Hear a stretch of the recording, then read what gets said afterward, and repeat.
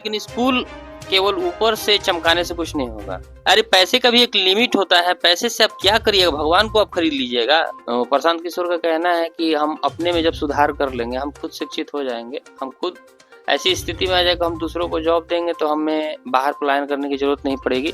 अगर हम बाहर पलायन भी करते हैं तो उतने शिक्षित होंगे कि कहीं हम जाएंगे तो हमें मान सम्मान मिलेगा। हाँ, स्टैंड मिलेगा, हमें मान सम्मान भी मिलेगा। और अब यहाँ बिना पढ़ लिख के जाइएगा तो आपको बाहर मजदूरी का ही काम मिलेगा। ये बात प्रशांत जी बोले हैं कि अगर हम अपने वायदे पे नहीं उतर रहे हैं खड़े और लोग उन पे आरोप लगा रहे हैं कि वो दूसरे केजरीवाल हो जाएंगे, तो बोल रहे हैं कि मुझसे तो घटिया कोई आदमी नहीं होगा कि लोग कहेंगे कि देखो लोगों को ठगने के लिए 3 साल घूमा है, पदयात्रा की, इतना पदयात्रा कर रहा।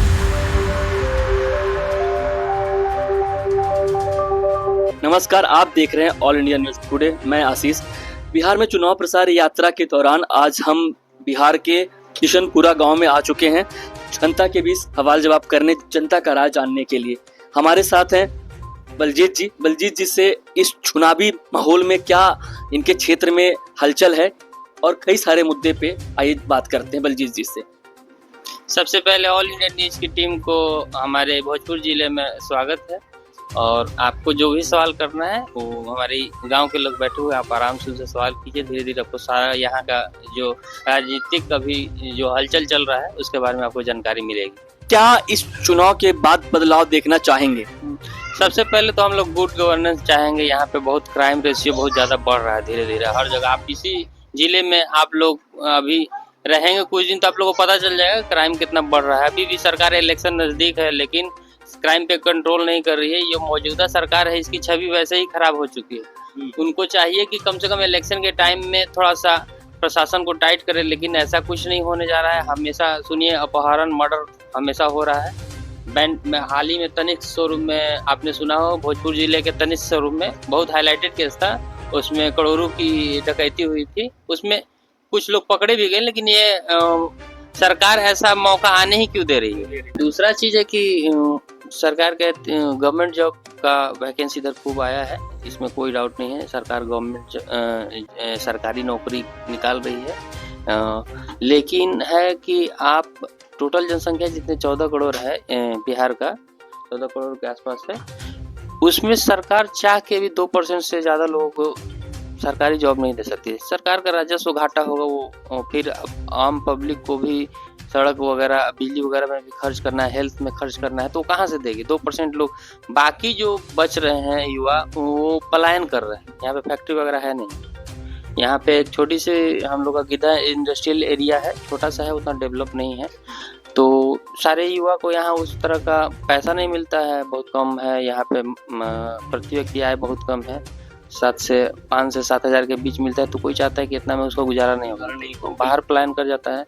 और बाहर पलायन करता है तो हर एक स्टेट का अपना अपना है, कहीं भाषा के आधार पर लड़ाई हो रहा है, कि कहीं क्षेत्रीयता के आधार पर लड़ाई हो रहा है, तो कभी उत्तर भारतीय बनाम साउथ इंडिया हो जा रहा है। अभी पंजाब के में हाल ही में कहीं पे सुनने में आया कि वहाँ पे भी निहंग सिख लोग वगैरह बिहारियों को वहाँ से और यूपी के लोगों को भगा रहे हैं। तब किस से लड़ा जाएगा। प्रशांत किशोर का कहना है कि हम अपने में जब सुधार कर लेंगे, हम खुद शिक्षित हो जाएंगे, हम खुद ऐसी स्थिति में आ जाएगा, हम दूसरों को जॉब देंगे तो हमें बाहर पलायन करने की जरूरत नहीं पड़ेगी। अगर हम बाहर पलायन भी करते हैं तो उतने शिक्षित होंगे कि कहीं हम जाएंगे तो हमें मान सम्मान मिलेगा। हाँ, स्टैंड मिलेगा, हमें मान सम्मान भी मिलेगा। और अब यहाँ बिना पढ़ लिख के जाइएगा तो आपको बाहर मजदूरी का ही काम मिलेगा, तो आपको कोई इज्जत नहीं देगा। बिहार तो पिछली जो सरकार थी बलजीत, जो पिछली सरकार का राज्यकाल था, तो क्या विकास हुए हैं? नहीं? देखिए, विकास कोई कुछ मायने में हुए हैं और किसी भी सरकार का बुराई नहीं करती। कि बंद गड़ी भी कहावत है कि दिन में 2 बार सही समय बताती है। तो ये सरकार रही है जब से मोदी जी आए हैं, तो बिजली रहती है, सड़क कुछ अच्छा हुआ है, लेकिन ग्रामीण सड़कों की स्थिति खराब है। नेशनल हाईवे वगैरह ठीक हुए हैं, ग्रामीण सड़क हमारे विधायक हैं अभी लाल बिहारी, अभी इलेक्शन आया है तो सड़क में काम लगी। तो मतलब इलेक्शन आने पर ही इनको विकास का दिखता है, काम दिखता है। पहले बना था रोड 1.5 किलोमीटर बना था। अच्छा। और रोड थोड़ा सा बाकी रोड जो बचा हुआ था तो वो थोड़ा चलेबुल था, मतलब कि चले, हाँ काम चलाऊ था। तो वो सोचे कि इलेक्शन के टाइम में बनवा देंगे। नया किसी को लाना जरूरी है, कोई भी हो, मतलब कि उसको हर तरह से सोचना पड़ेगा ना। शिक्षा के बारे में सोचिए, स्वास्थ्य के बारे में सोचिए। यहाँ पे सदर स्थिति हॉस्पिटल का स्थिति बहुत खराब है। यहाँ पे किसी को अगर इमरजेंसी केस आ गया, किसी की डिलीवरी है, अगर बच्चा नॉर्मल नहीं पैदा हो रहा है तो लोग उसको प्राइवेट क्लिनिक कह दे रहे हैं जाने के लिए। हाँ, तो मतलब सरकार डॉक्टर बना रही है, पढ़ा लिखा रही है। सरकारी कॉलेज में जो डॉक्टर बन के निकल रहे हैं वो इतने भी एलिजिबल नहीं है कि एक नॉर्मल डिलीवरी का केस को, अगर ऑपरेशन से अगर वो केस नॉर्मल डिलीवरी के लायक नहीं है तो ऑपरेशन करने के लायक भी नहीं है। इतना मान के चले ना आदमी। इतने जेनरिक दवाएं हैं, बाहर में मेडिकल में जो दवा मिलती है बहुत महंगा है।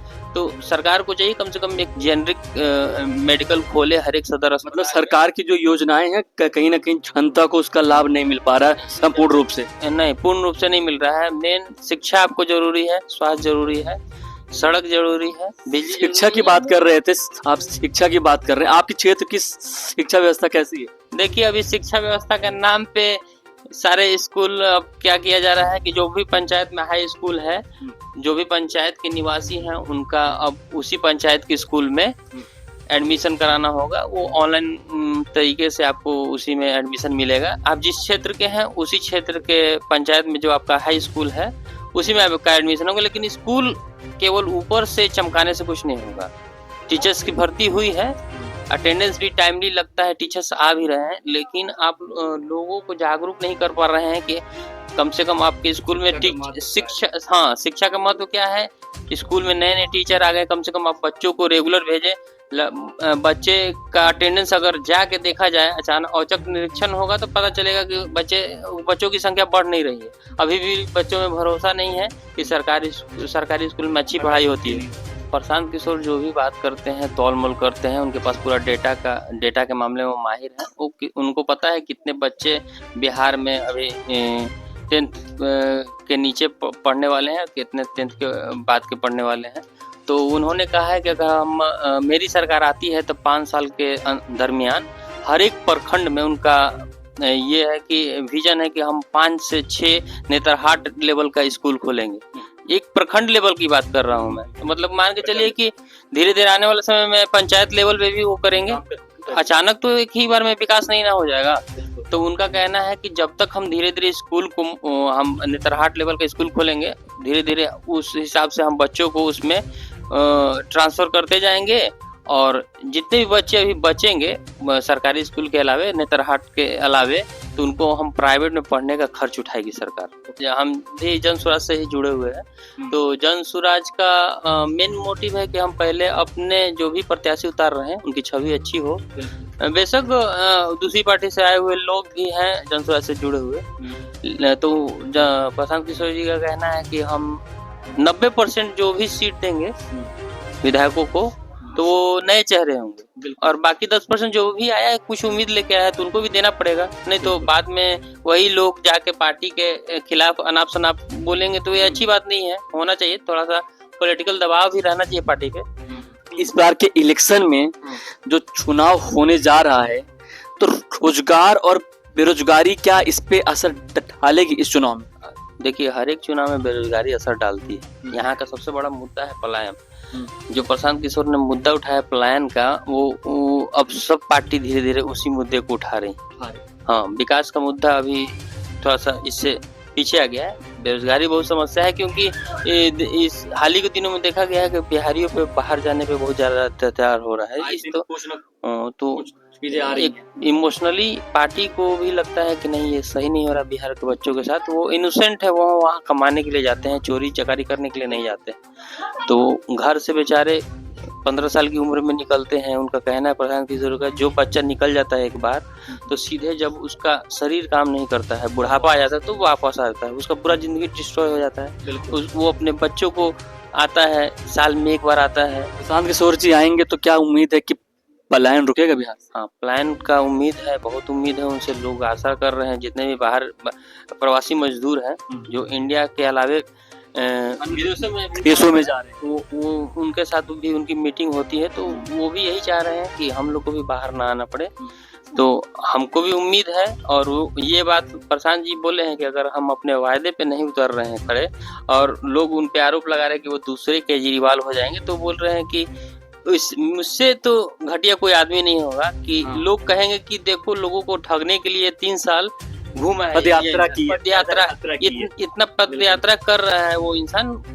कम से कम लोगों को ये सोचना चाहिए कि इतना मेहनत कोई मुख्यमंत्री बनने और सांसद बनने के लिए नहीं करता है। उनके पास बेशक उनके पास इतना सरस्वती की कृपा है कि वो जितना चाहे उतना पैसा कमा सकते हैं आने वाले समय में। अरे पैसे का भी एक लिमिट होता है, पैसे से आप क्या करिएगा? भगवान को आप खरीद लीजिएगा, सुख सुविधाएं से ज्यादा आप क्या खरीद लीजिएगा?